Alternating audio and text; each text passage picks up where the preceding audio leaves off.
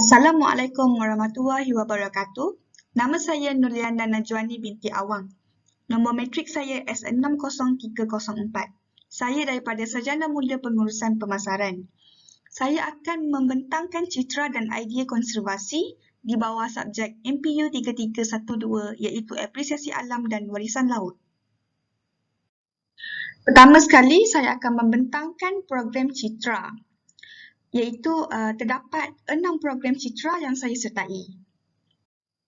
Terdapat 3 elemen citra yang saya sertai, iaitu pertama, elemen kerohanian, kedua, elemen keusahawanan dan ketiga, elemen komunikasi. Pada elemen pertama, iaitu kerohanian, terdapat 2 program yang saya sertai, iaitu Bual Bicara Maya, Keluarga Toksik, Sempurna Tapi Tak Bahagia. Kedua, Jom Belajar Menguruskan Jenazah COVID-19. Bagi program Bual Bicara Maya, Keluarga Toksik, Sempurna Tapi Tak Bahagia, berlangsung pada 31 Oktober 2020, iaitu pada hari Sabtu jam 10.30 pagi hingga 12.30 tengah hari.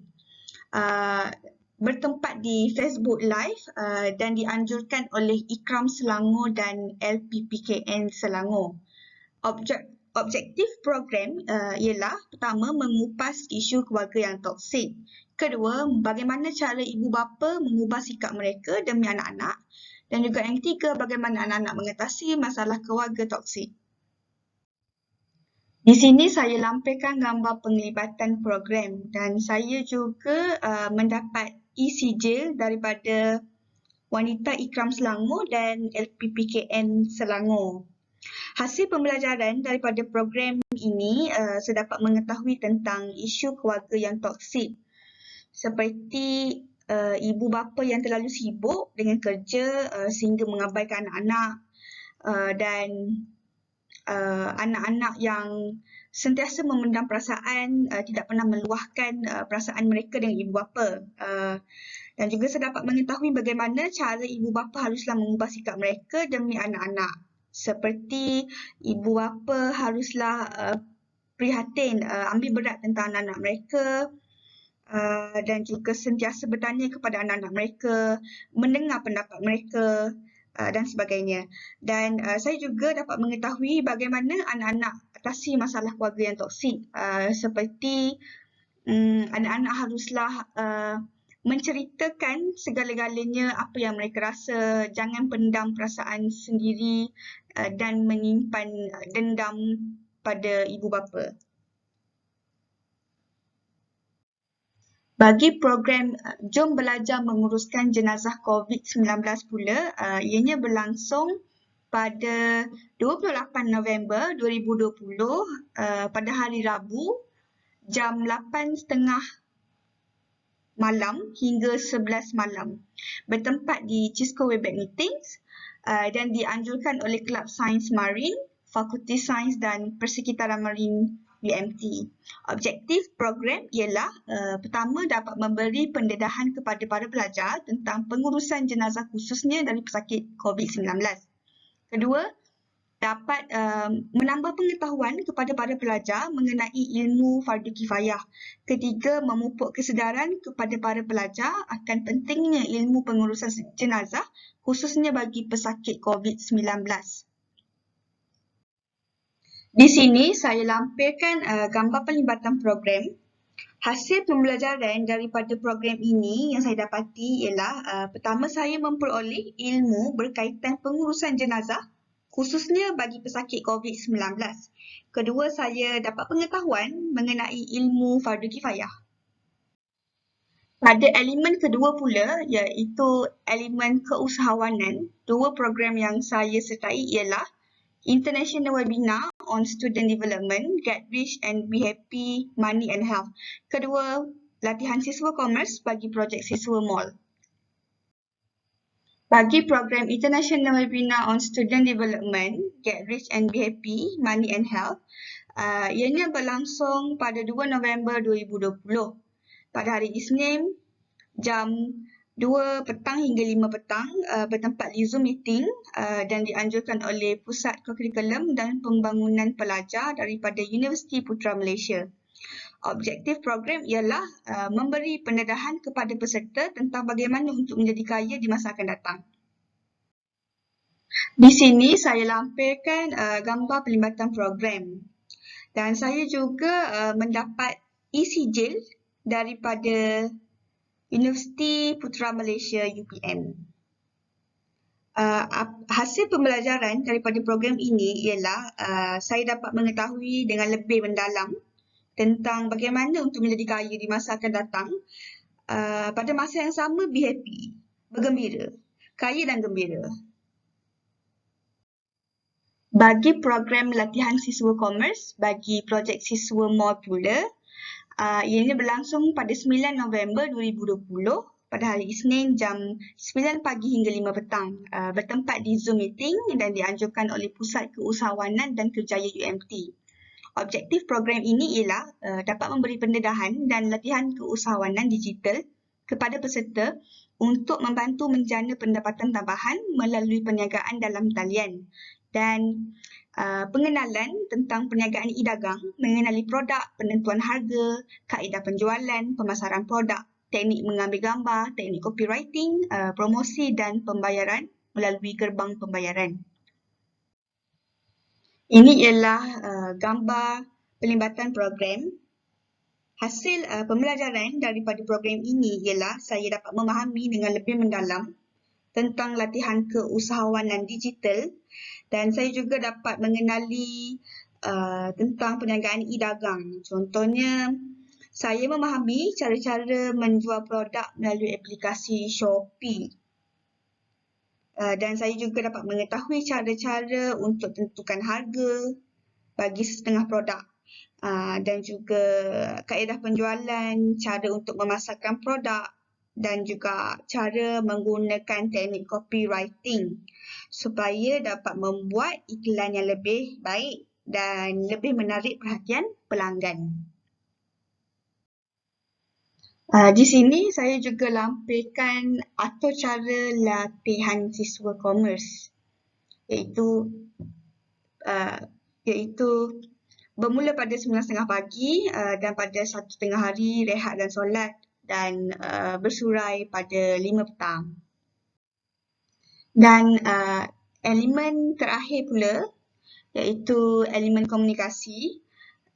Dua program yang saya sertai ialah Foodies Online Forum, The Influences of Food in Healthy Diet dan juga Marsi Bonding sesi 2020/2021. Bagi program Foodies Online Forum, The Influences of Food in Healthy Diet ianya berlangsung pada 7 November 2020 pada jam 8.15 pagi hingga 11.15 pagi bertempat di Cisco Webex Meetings dan dianjurkan oleh Food Science Club daripada Universiti Malaysia Terengganu UMT.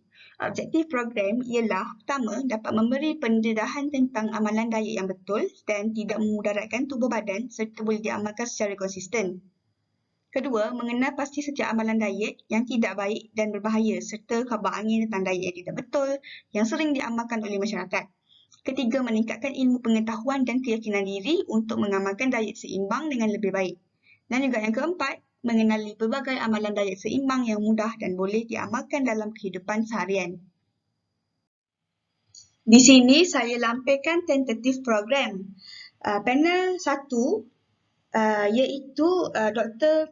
Fisal bin Haji Ahmad, pegawai akademik UMT, membincangkan tajuk processed food. Dan juga panel kedua iaitu Encik Muhammad Rahijan bin Abdul Wahab, pegawai akademik UMT juga, membincangkan tajuk diet receipt. Dan juga yang terakhir panel ketiga iaitu Prof. Mandia Dr. Hayati binti Muhammad Yusof iaitu Timbalan Dekan UMT membincangkan tajuk tentang diet. Di sini saya lampirkan gambar pelibatan program. Hasil pembelajaran daripada program ini ialah saya dapat mengetahui tentang amalan diet yang betul dan tidak memudaratkan tubuh badan. Serta saya dapat mengenali pelbagai amalan diet seimbang yang mudah dan boleh diamalkan dalam kehidupan seharian. Bukan itu sahaja, saya dapat mengetahui tentang popular diets, iaitu keto diet, vegan, paleo diet, Mediterranean diet, low fat diet, volumetric diet, flexitarian dan juga IF, iaitu intermittent fasting. Saya juga dapat mengetahui apa yang badan kita perlukan, iaitu badan kita perlukan protein, minerals, karbohidrat, air, vitamin dan lemak. Dan juga banyak mana kita perlu makan, iaitu jangan makan kurang daripada 1,200 kilokalori sehari dan kita haruslah makan 500 hingga 1,500 gram bagi setiap hidangan. Dan apa yang saya tahu ialah kita sebenarnya makan untuk hidup sihat, bukan makan untuk kenyang.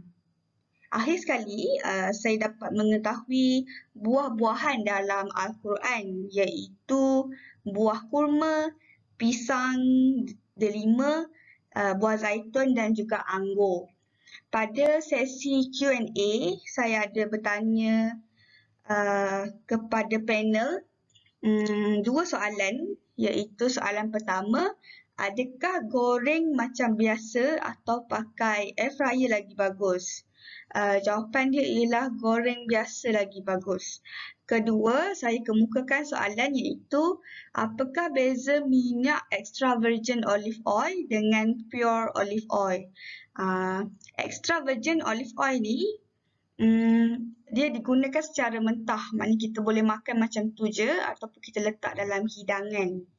Kalau pure olive oil pula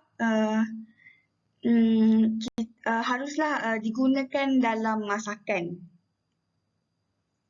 Itu sahaja.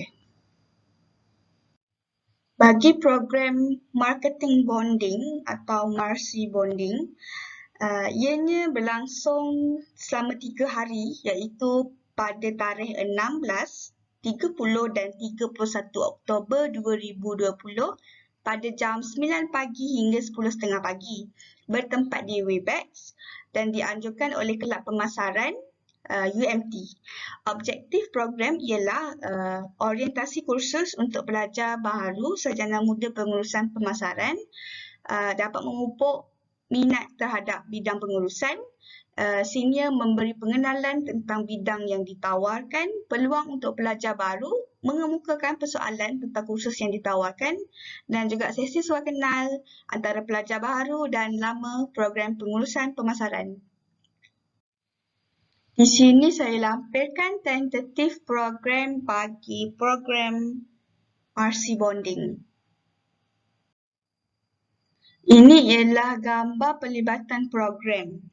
Hasil pembelajaran daripada program ini ialah saya dapat mengenali senior dalam bidang pemasaran. Saya dapat menyesuaikan diri antara pelajar baru dan pelajar lama dalam program pengurusan pemasaran. Saya juga dapat mengemukakan persoalan tentang kursus yang ditawarkan dan juga dapat mengetahui dengan lebih lanjut tentang bidang pengurusan ini. Seterusnya, saya akan membentangkan idea konservasi. Idea konservasi yang saya lakukan ialah penghasilan komposisi makanan dan penanaman herba organik.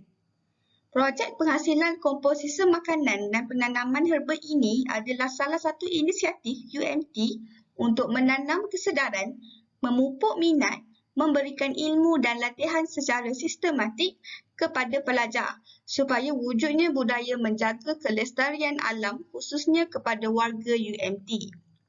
Seterusnya, saya akan terangkan apakah itu komposisi makanan.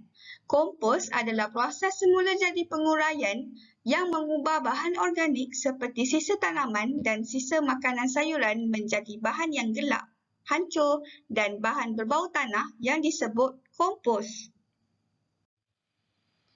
Antara kepentingan kompos sisa makanan ialah mengurangkan jumlah sisa makanan yang dihantar ke tapak pelupusan.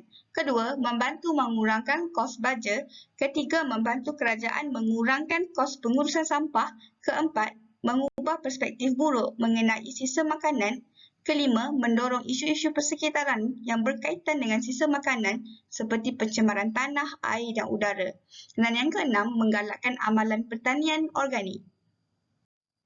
Antara objektif penghasilan kompos sisa makanan ialah mengawal pencemaran bahan kimia, memberi impak kepada komuniti, mengaplikasikan penggunaan sisa makanan di rumah, mengawal pembuangan sisa makanan, mengawal persekitaran, menggunakan bahan semula jadi dengan baik. Terdapat 3 fasa bagi pembuatan kompos sisa makanan ini. Fasa pertama ialah proses fermentasi. Bahan yang digunakan ialah sisa tanaman ataupun sisa makanan sayuran dan juga biokatalis iaitu gula merah selama 7 hari dan hasilnya menjadi kompos pejar fermentasi dan kompos cecair. Fasa kedua ialah proses pematangan. Bahan yang digunakan ialah sisa fermentasi dan juga tanah selama 14 hari dan hasilnya menjadi kompos pejar matang. Pada fasa ketiga ialah aplikasi kompos pejar matang untuk tanaman. Bahan yang digunakan ialah kompos yang matang, tanah topsoil, anak benih pokok herba dan juga sekam bakar. Cara gunanya ialah untuk tanaman pasu. Sekarang ini saya masih lagi berada di fasa 1 iaitu proses fermentasi kerana percubaan pertama saya gagal. Pada percubaan pertama saya menggunakan biokatalis iaitu gula perang dengan banyak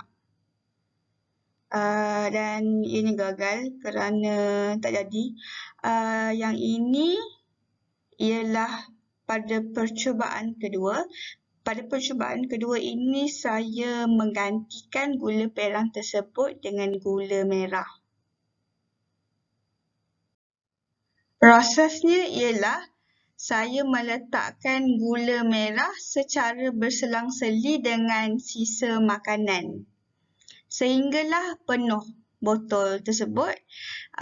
Kemudian saya menutup di bahagian atas dengan kemas dan ketat supaya tidak dimasuki oleh udara.